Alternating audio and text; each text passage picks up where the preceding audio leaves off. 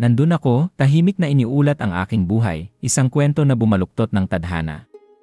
Inubos ng mga pinto ng Hulihin City Jail ang aking mga araw, 9 na buwan ng walang laman na panahon, bawat isa ay isang sumpa at palaisipan. Hindi kilala mga mukha ang yumayakap sa akin, bawat hina ay naglalagay sa makating hangin.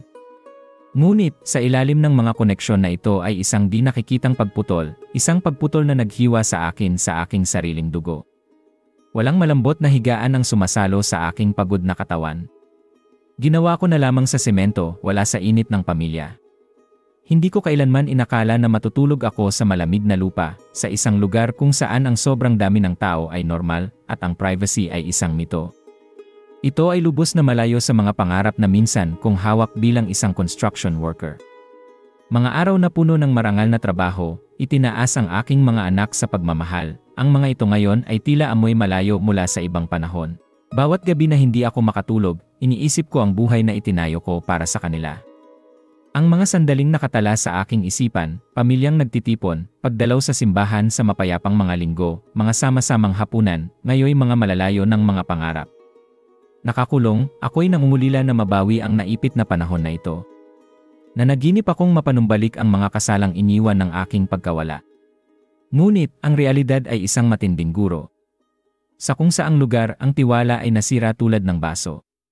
Ang mga pagkakamali na aking nagawa ay nagpinta sa akin bilang ibang tao sa kanilang mga mata, parang ako ay labis ng hindi maibabaon. Ang aming mga koneksyon ay nasira, at iniwan akong makipagtuo sa pag-iisa na pinataw ng mga pader ng bilangguan. Ang pagbabago ay naging aking tanging pagpipilian sa gitna ng hindi kilala at mahigpit na mga pananaw. Dito, ang respeto ay naging kaligtasan. Nang hindi sila kilala, inaalok ko ang aking tiwala, umaasa na ito'y magtitibay sa akin mula sa mga hindi kilalang panganib sa loob. Natutunan ko ang magkasamang mabuhay, kahit na ang kanilang disposisyon ay salungat sa akin. Ang pagbabago ay nangangahulugan ng pagpapahalaga sa kanilang espasyo, kahit na ito ay pumaparaan sa lahat ng dating alam ko. Sa gitna ng mga pagsubok, ang aking pamilya at pananampalataya ang nagpahiram sa akin ng lakas. Bawat hamong nagiging isang hakbang patungo sa pagiging matibay. Sa alternative learning system, nakahanap ako ng liwanag. Hindi pa nagkaroon ng kahalagahan ang edukasyon. Kasama ang mga kasamahan na kapiit, hinabol ko ang kaalaman, isang tanglaw ng pag-asa sa mga madilim na panahon.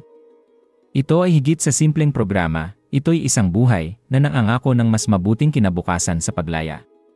Sa loob ng mga pader na ito, ang aking papel ay nag-evolve. Ako'y naging gabay, tumutulong sa mga baguhan na mag-navigate sa matindig realidad. Sinalansan ang disiplina, tinuruan ang mga di sinasabi, ito ang aking paraan ng pagharap at pagtulong. Kung maaari lamang, babalikan ko ang oras upang pigilan ang kabanatang ito ng aking buhay na ito na kailanman hindi nabuksan. Ngunit ang mga pagsisisi ay mayroong paraan ng pagtuturo ng karunungan. Kung darating ang panahon na ito'y magwakas, tatakbo ako pabalik sa simbahan, ang aking puso puno ng pasasalamat sa mga pagkakataong ibinigay at mga pagsubok na pinagdaanan. Bawat pagkukamali ay ituwid, bawat maling kaugalian ay sungkitin. Kasunod ng bagong lakas, magtatayo ako ng masayang mga alaala na hindi minamaliit ng mga anino ng pagkabilangguan. Bagaman sinubok ang aking determinasyon, tinatangan ko ang pag-asa na isang araw, ang kalayaan ay maging akin ulit.